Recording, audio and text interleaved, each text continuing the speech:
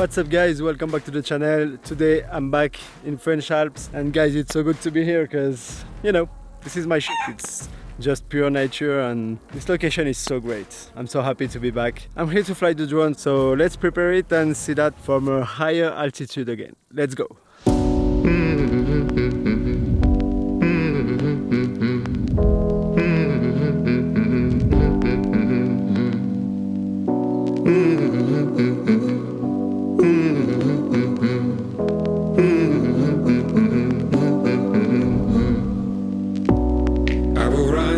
I will rise, I will grow, I will climb to the place I belong.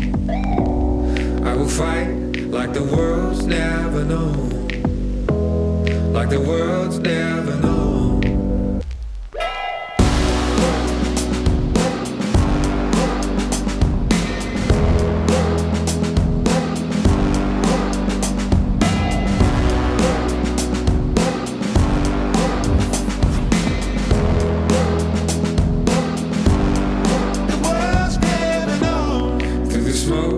Through the ash, through the flames, and it burns like a fire in my veins.